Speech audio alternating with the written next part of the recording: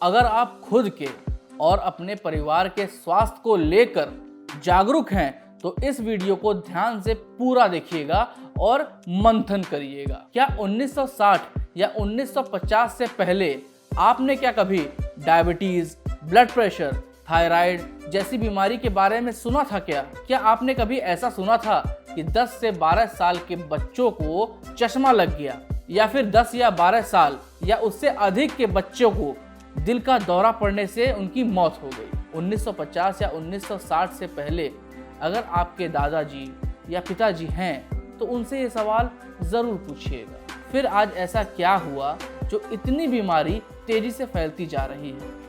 क्यों आज छोटे छोटे बच्चे, यहाँ तक कि नवजात बच्चों को भी कम उम्र में ही इतनी गंभीर बीमारियों से जूझना पड़ रहा है? बात दरअसल ये है कि अब हम पौराणिक से नवयुग में आ गए हैं। अब हमें बिना केमिकल वाली चीज़ें समझ नहीं आती या फिर पसंद नहीं आती।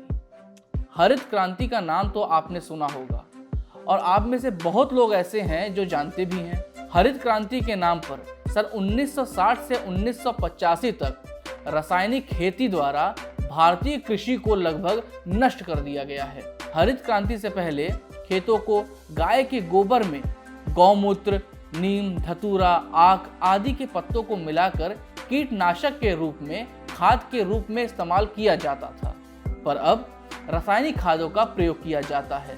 अब जरा आप खुद सोचिए कि जब रासायनिक खाद का प्रयोग खेतों में उपज करेगा तो वहां की पैदावार से हुई सब्जियां या राशन, इसमें वो हानिकारक केमिकल नहीं जाएगा? और फिर जब हम इसे अपना आहार बना के लेंगे तो फिर क्या होगा? अब मुझे ये बताने की जरूरत नहीं है। पुराने समय में खाद बनाने के लिए रसायन का नहीं बल्कि पंचगव्य का प्रयोग किया जाता था, जिससे उपजी हुई सब्जियां, राशन इतने पौष्टिक होते थे जिसे खाने से इंसान हष्ट पुष्ट रहता था और खेत की उर्वरक क्षमता भी बढ़ी रहती थी। हमारे हिंदू धर्म में गाय को माता का दर्जा दिया जाता है और सभी हिंदू गाय की पूजा भी करते हैं। गाय से मिलने वाली चीज़ों का अत्यंत पवित्र और लाभकारी माना गया है। गाय से मुख्य रूप से कुल 5 वस्तुएं प्राप्त होती हैं, जैसे दूध, दही, मक्खन, मूत्र और गोबर।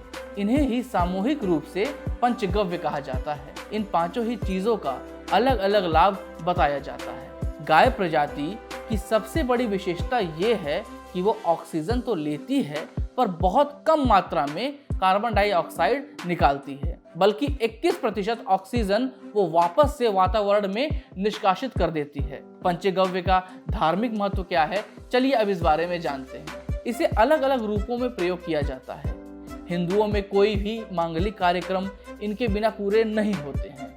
भारत में गांव-गांव में और शहर में आज भी मांगलिक उत्सव, पूजा पाठ में प्रसाद के रूप में पंचगव्य वितरण को ही प्रधानता दी जाती है। ग्रह शुद्धि और शरीर शुद्धि के लिए पंचगव्यों का प्रयोग किया जाता है। धार्मिक महत्व इसका और इसलिए भी है क्योंकि पंचगव्य के 5 तत्वों में स्वयं देवी देवताओं का वास होता है। जैसे गौमूत्र के देवता भगवान वरुण को माना गया है, दूध के देवता चंद्र भगवान को माना गया है, गौ के देवता अग्नि नारायण भगवान को माना गया है, घी के देवता सूर्य भगवान को माना गया है, जल के देवता साक्षात भगवान नारायण को माना गया है, कुशा के देवता भगवान ब्रह्मा जी को माना गया है। शरीर के लिए ये अमृत समान है।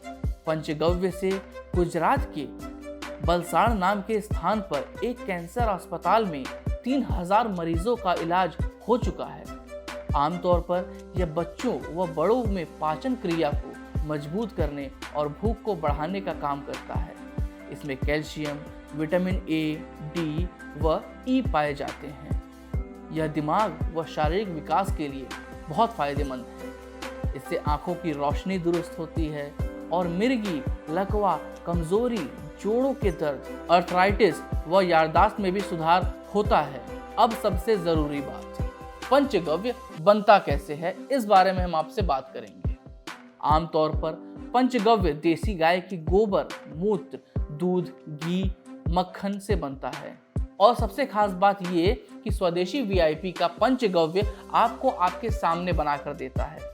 आप स्वदेशी वीआईपी की गौशाला में आइए, आपको हमारे विशेषज्ञ आपकी आंखों के सामने पंचगव्य बना के देते हैं। अब अगले वीडियो में हम आपको प्रैक्टिकली पंचगव्य आपकी आंखों के सामने दिखाएंगे, सीधे स्वदेशी वीआईपी की गौशाला से।